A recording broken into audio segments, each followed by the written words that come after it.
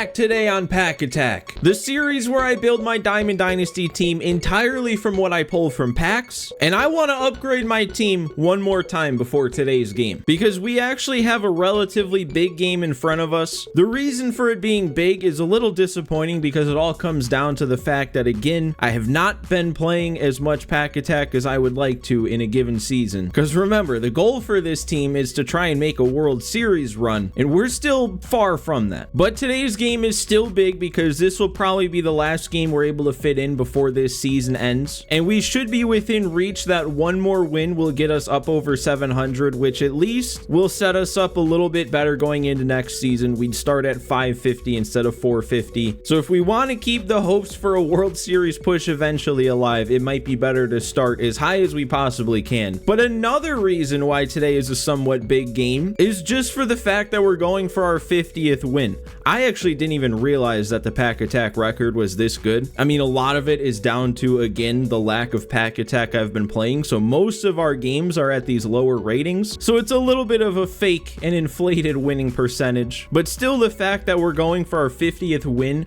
before our 50th episode is kind of crazy. But I guess I'm getting a little ahead of myself, because first we got to go back to last episode, which is at 21 likes right now, so that gives us 2,100 stubs automatically to go towards next episode's pack. So as always, make sure you're hitting that like button, make sure you're adding stubs to next episode. And then we also, from last episode's packs and what we sold, added another 4,817 stubs to the bank, plus an extra 6,092 from our 9.8% interest rate, and that brings our stub bank total up to 68,259, which is where upgrading the team one more time comes into play, because that's more than enough stubs to feel comfortable with spinning our pre-game wheel for 25k. That'll leave plenty left in the bank, and there's only 6 packs left on this wheel. 2 of them are just packs that are in the shop, and then the other 4 are the remaining out of position team affinity packs, and there's at least 1 card that I want in each 4 of those packs. The other 2, if I land on, would be completely random. So let's see what we're getting here. 25,000 more stubs from the bank down the drain to spin the wheel. Let's at least make it worth it. Come on, give me something I want here.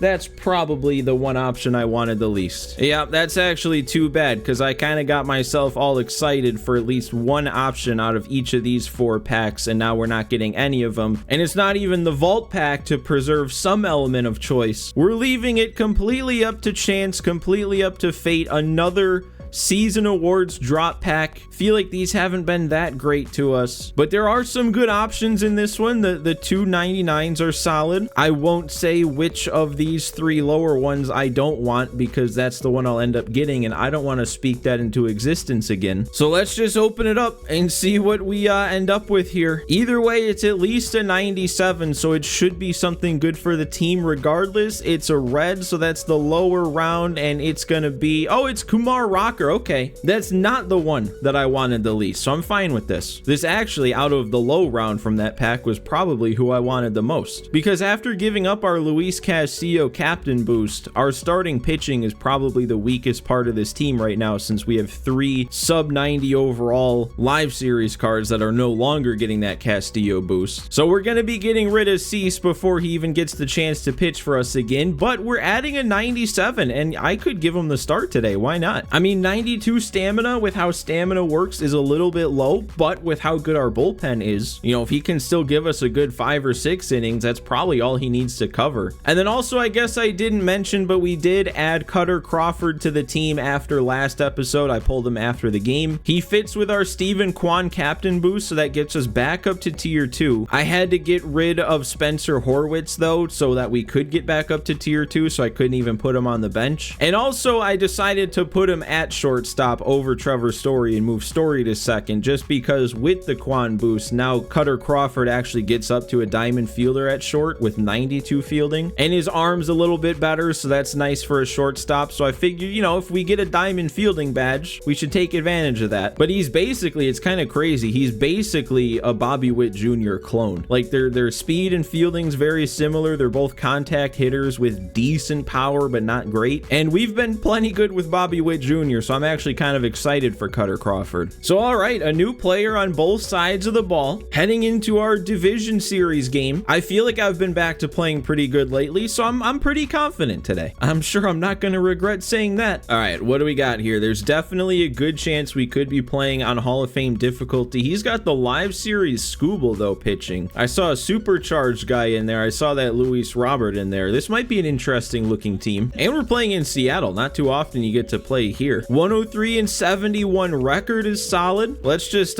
make sure of something before we get started here. Let's see what difficulty we're on. It's still on All-Star.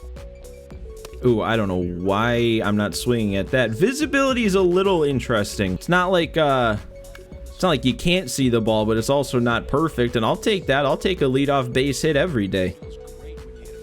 And Quan, okay, that actually might have helped us. That might have at least been an out if that gets past Scooble. So, all right, things going our way. Oh, I don't know why I'm swinging at that if I'm not ready for it. It's a good thing I didn't make contact. Oh, we went back to it, though, and I'm still not 100% around on it. We should be getting up to third, though. That was actually hit a lot deeper than I thought it would have been with that swing. Hey, one more of those at the least, and we take an early lead. And I'm not going to do that at the least. I'm right back to what the only problem I feel like I've been having hitting lately is, and that's waiting back too long on an off-speed pitch. Go. Come on, go, ball. Go, ball. I think that's gone. Freddie Freeman with a lefty-lefty home run to drive in everybody. That is huge. That's the biggest swing he's made so far on the team. He's actually been kind of quiet since adding him, surprisingly, so we needed to see something like that. Oh, and we're not done yet. That's going to be a 4 spot. Oh, and he's done. Oh, no. As good as it is to lock up the win nice and easy like that, that puts us over our 700, and that kind of creates a situation that might make this episode a little disappointing. Because like I was saying, going into that game, the only goal for today was to make it up over 700. You have to finish a season at a certain rating to get your starting rating for next season where you want it to be. So there is absolutely no reason to play a second game right now and risk dropping below 700 again. So even though this is normally a situation where I'd play a second game, it just doesn't make sense to play a second game today based on what we're trying to accomplish. So you know what? I'll just say it right now. I'll make it up to you guys for this one being such a short episode where we saw, what, 6 at bats? Next episode, no matter what, no matter how the games go, we'll play 2 games. And we do get our rewards for making it to Division Series. So a couple thousand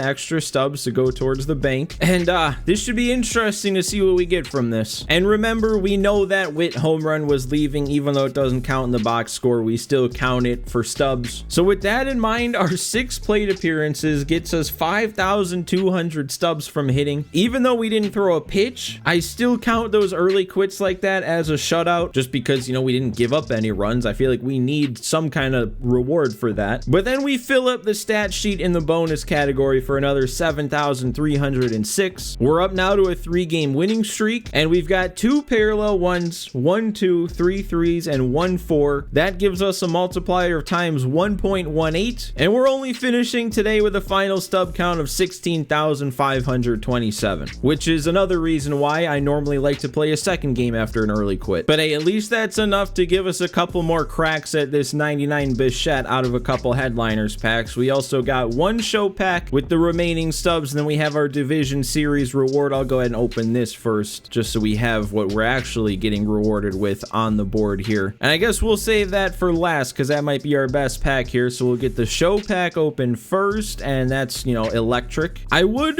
very much like to get this Dante Bichette though, because like, look at this card. So a couple more chances today. Let's see if we're lucky. We haven't been lucky out of headliners packs, and we're still not after 1. We got a second one here, and it's at least a diamond. This could be it. I said it last episode, but I don't think we've pulled the headliner player from a headliner pack this year. I guess I don't 100% remember for sure, but I'm pretty sure. So let's see. And we did. We got him. Oh, okay.